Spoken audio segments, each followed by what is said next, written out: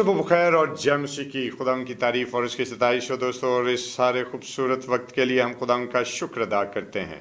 और आज की इस बहुत ही अच्छी और सुहानी सुबह के लिए हम खुदाम का शुक्रिया अदा करते हुए उसके कदमों में हाजिर, उसके नाम को इज्जत और जलाल देने के लिए। और आज की इस मॉर्निंग डिवोशन का आगाज़ हम दुआ से करें। आइए अपने सिरों को खुदाम के हजूर झुकाएं और दुआ करें। खुदा बाप, खुदा बेटे और खुदा रूल कुद्स के नाम में आमीन। परवरदिगार मेहरबान जिंदा जलाली आसमानी बाप, हम तेरा शुक्र, तेरे नाम की तारीफ और तेरी तमजीद करते हैं। खुदाम तू तमाम तर इज्जत, कुदरत, ताकत, हशमत, बुजुर्गी और तमाम तारीफ और हमद के लायक है। हम अपने आप को तेरे हजूर में झुकाते और तेरी शफकत और सलामती मांगते हैं। खुदा हम तेरा रहम क्लेम करते हैं। खुदा बाप, अपने रहम से, अपनी बरकत और अपनी कुदरत की निगाह से खुदा हम सबों को आरास्ता रखना, यीशु के नाम में आमीन आमीन। Praise the Lord. दोस्तों, खुदा का शुक्र और उसकी तारीफ हो। और आज के इस खूबसूरत वक्त के लिए हम खुदा की शुक्रगुजारी करते हैं। इस बाबरकत टाइम को खुदा उनके हजूर अवेल करते हुए उसके हजूर में झुके हैं, ताकि अपने दिन का आगाज़ खुदा उनके कद्दूस और बुजुर्ग नाम के वसीले से करें। और खुदा उनका शुक्र अदा करते हैं कि नाने बका यानी इस मॉर्निंग डिवोशन के इस नए एपिसोड में मैं खुदा का खादिम पादरी सलमान यूसुफ आप सब लोगों को खुशामदीद कहता हूँ।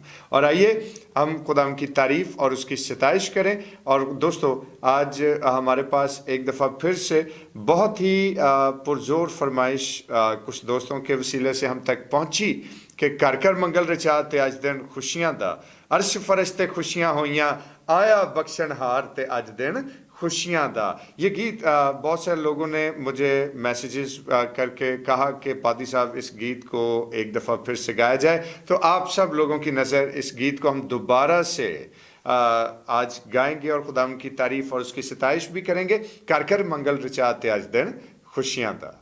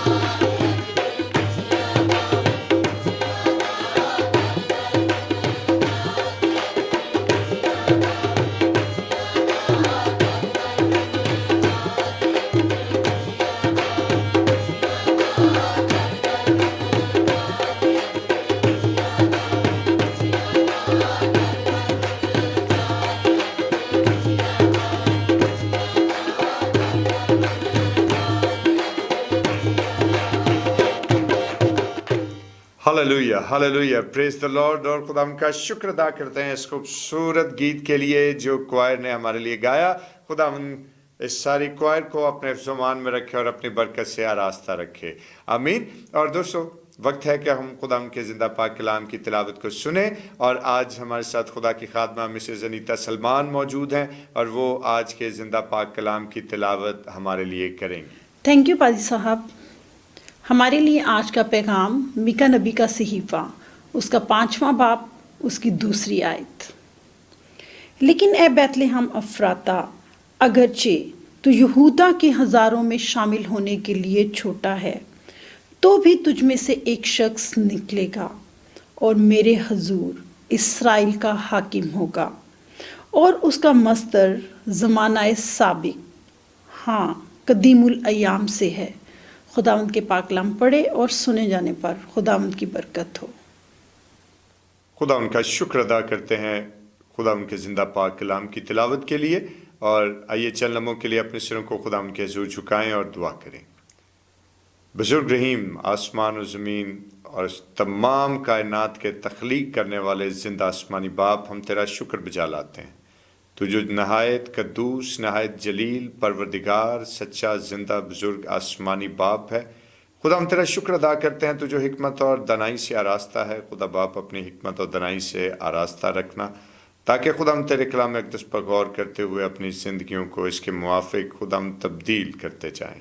यीशु के नाम में आमीन। दोस्तों, खुदा की तारीफ़ और उसकी सिताइश हो। और आज की इस तिलावत के लिए भी हम खुदा का शुक्र अदा करते हैं जो खुदा की खात्मा के वसीले से हम तक पहुंची है। और आज जब हम खुदा के ज़िंदा पाक कलाम की इस एक आयत पर थोड़ी देर के लिए फ़ोकस करना चाहते हैं और इससे अपने लिए ख्याल अखज़ करने को है, तो ये बड़ी ही अहम बात है कि हम ज़रूर खुदा के ज़िंदा पाक कलाम को बगौर पढ़ते और इस पर गौर करते रहें। और आज जो आयत हमारे लिए तिलावत की गई, यानी लेकिन आए बैतलहम अफराता, अगरचे तू यहूदा के हज़ारों में शामिल होने के लिए छोटा है, तो भी तुझ में से एक शख्स निकलेगा और मेरे हजूर इसराइल का हाकिम होगा और उसका मस्दर ज़माना साबिक, हाँ, कदीमुल अय्याम से है। और दोस्तों, खुदा की शुक्रगुजारी करते हैं कि वो अपने हिकमत और दनाई के भेद को हम पर अयां करता है। और इसके साथ साथ अगर हम बाइबल मुकद्दस में दर्ज किए गए मीका नबी के सहीफे को देखें तो मुकद्दस मीका नबी जो हैं वो खुदावन के ज़िंदा पाक कलाम को जब उन्होंने लोगों तक पहुंचाया और जिस ज़माने में वो नबूवत करते रहे, तो तकरीबन यहूदा के इलाके में 737 से 696 कबल मसीह तक वो खुदावन के लोगों में खुदा बाप का पैगाम सुनाते रहे। और इस पैगाम के हवाले से और इस आयत मुबारका के हवाले से अगर हम देखें तो मसीह खुदावन के तजस्सुम की एग्जैक्ट प्लेस जो है वो इस आयत मुबारका में डिफाइन कर दी गई कि खुदावन यीशु मसीह जो है वो किस एरिया में, किस जगह में, किस गांव में, किस कस्बे में जन्म लेंगे। और आज जिस वक्त हम खुदावन के कलाम को देखते हैं तो ये वही आयत मुबारका है कि जब मजूसी हेरोदीस के पास पहुंचे कि हम यहूदियों का बादशाह जो पैदा हुआ है उसे सिजदा करने आए हैं, तो मेरे दोस्तों, जब हेरोदीस घबराया तो उसने यहूदी फकीही और फरीसियों को, सरदार काहिनों को अपने पास बुलाया और उनसे कहा कि मसीहा की पैदाइश जो है वो कहाँ होनी चाहिए। तो मेरे भाई, मेरी बहन, खुदा उनका कलाम हमें ये बात बयान करता है कि तब उन फकीहियों और फरीसियों और यहूदी रब्बियों और लीडर्स ने ये पैगाम दिया और इसी आयत को हेरोदीस के सामने कोट किया कि बैतलहम में।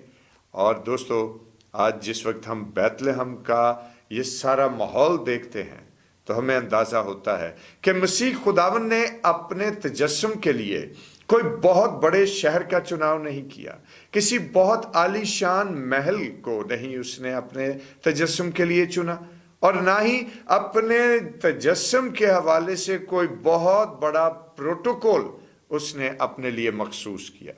सिर्फ एक फरामोश किए गए छोटे से इलाके में, एक ऐसा इलाका कि जिसकी शायद इतनी कोई धूम भी ना थी और जिस इलाके के हवाले से कोई बहुत ज़्यादा चीज़ें जो हैं वो हमें दुनिया में दिखाई भी नहीं देती थी। छोटा सा एक गांव है बैतलहम, लेकिन उसमें इम्पॉर्टेंट जगह क्या थी कि ये वो टेरिटरी, वो इलाका है जो कि दाऊद से मंसूब, जो यस्सी से मंसूब है। और यही वजह है कि जब खुदावंद यीशु मसीह यस्सी और दाऊद की नस्ल से थे तो उनको, उनके लिए भी वही जगह मुंतखब की गई ताकि दुनिया का निजात दहिंदा जो है वो बैतलहम से जाहिर हो।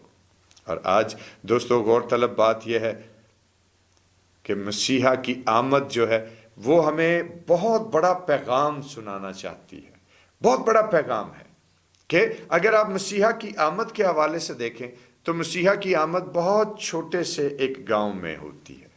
اس کے بعد جو خوشخبری سنائی جاتی ہے تو گڈریوں کو جو بیابان میں بیٹھے ہیں، شہر کی رونق سے بالکل باخبر، اور یہاں پر اور اگر اس نے کام بھی کیا اور جو خدمت مسیحا نے سر انجام دی اور اپنی خدمت کے آغاز کو انہوں نے کس طرح سے ڈیفائن کیا، اور انہوں نے کہا کہ خداوند کا روح مجھ پر ہے، اس نے مجھے بھیجا ہے کہ قیدیوں کو رہائی، اندھوں کو بینائی پانے کی خبر سناؤں۔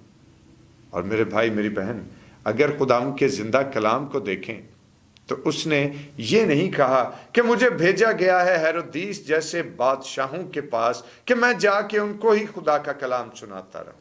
اس نے یہ نہیں کہا کہ مجھے راست بازوں کے پاس بھیجا گیا ہے، بلکہ اس نے کیا کہا کہ خداوند کا روح مجھ پر ہے، اس لیے کہ اس نے مجھے بھیجا ہے کہ قیدیوں کو رہائی، ہائے ہائے کیسی زبردست بات ہے کہ قیدیوں کو رہائی، وہ قیدی جو گناہ کے اسیر ہیں ان کی رہائی، اور اندھوں کو بینائی پانے کی خبر سناؤں۔ اور آج شاید ہمیں بھی اپنے آپ کو پہچاننے کی ضرورت ہے، لیکن آج جب خداوند کے زندہ پاک کلام کو دیکھتے ہیں تو میرے دوستو، زندگی کی روٹی کا دعوے دار جو ہے، وہ زندگی کی روٹی بانٹنے والا مسیحا روٹی کے گھر میں نہیں آئے گا تو پھر کہاں جائے گا؟ بیت لحم جس کا ترجمہ، جس کا مطلب ہے روٹی کا گھر، تو یسوع مسیح کا دعویٰ تو آپ لوگوں کو یاد ہوگا جس نے کہا کہ زندگی کی روٹی میں ہوں۔ اور جب زندگی کی روٹی کا مالک اور دعوے دار بیت لحم سے تشریف لاتا ہے تو یہ کوئی اچنبے کی بات نہیں ہے۔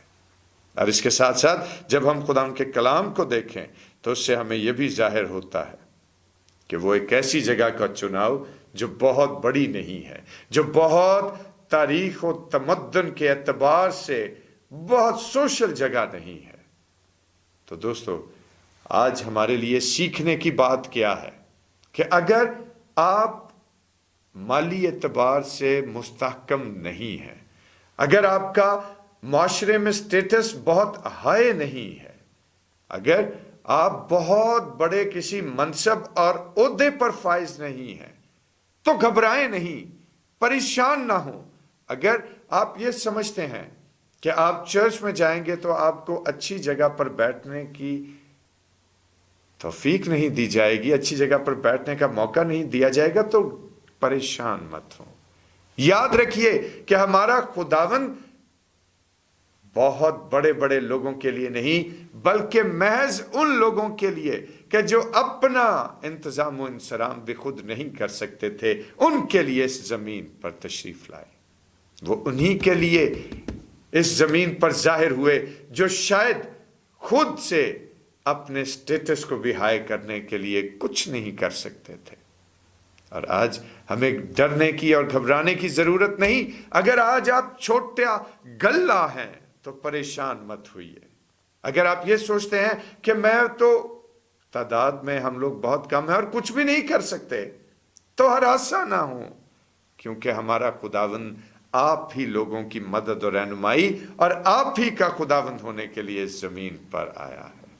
دوستو، آج ہمیں اپنی پاکٹ کو نہیں دیکھنا، آج ہمیں اپنے سٹیٹس کو نہیں پہچاننا، بلکہ آج اگر سمجھنا اور غور کرنا ہے تو وہ مسیح کی ذات مبارکہ پر کہ مسیح خداوند ہمارے لیے ہی اس زمین پر تشریف لائے، وہ گرے ہوئے لوگوں کو بحال کرنے کے لیے آئے، نہ کہ گرے ہوئے لوگوں کو اور زیادہ سپریس کرنے کے لیے اس دنیا میں آئے، بلکہ ان کے آنے کا منشور کیا تھا کہ جو لوگ معاشی اور معاشرتی اعتبار سے گرے ہوئے ہیں ان کو اس نے اٹھا کر اپنے سینے سے لگایا۔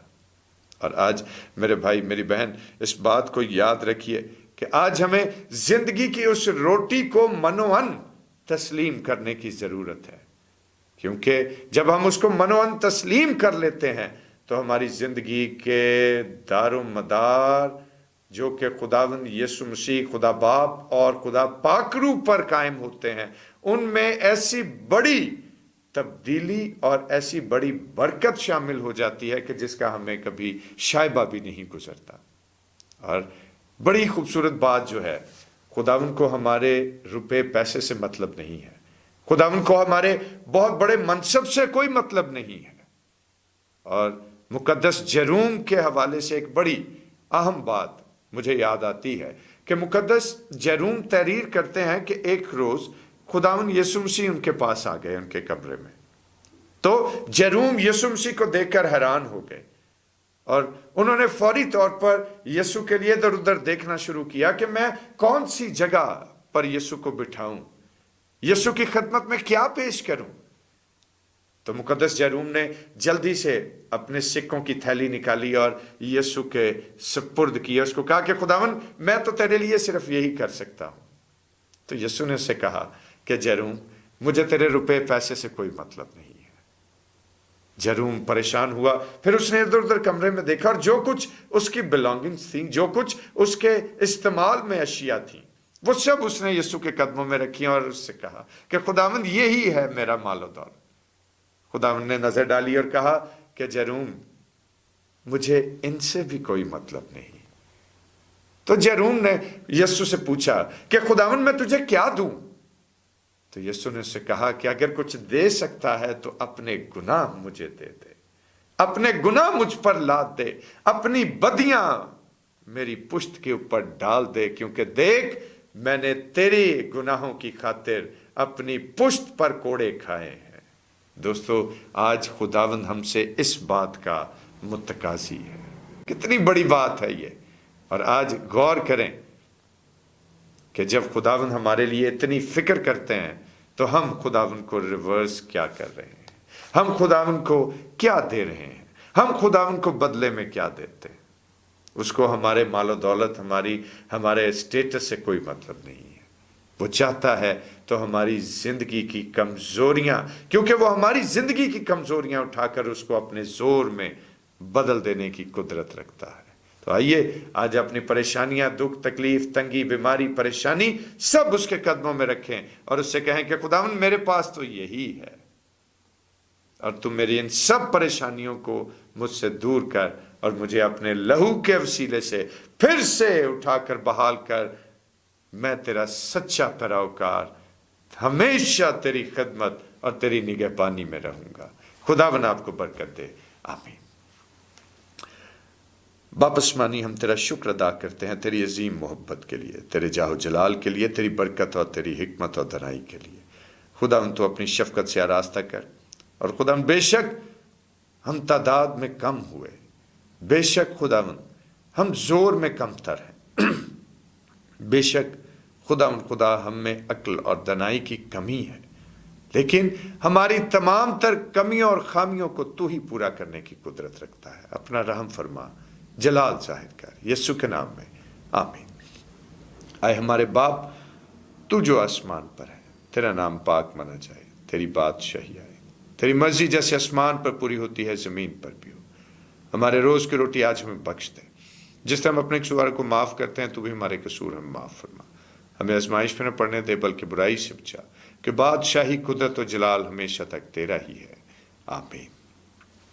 और अब हमारे खुदा यीशु मसीह का फजल, खुदा बाप की मोहब्बत, पाक रूह की रिफाकत और शराकत, उसकी तसल्ली और उसका इत्मीनान अब से लेकर हमेशा तक कुल मुकद्दसीन के साथ और तमाम देखने और सुनने वाले अजीज़ों के साथ होता रहे, आमीन।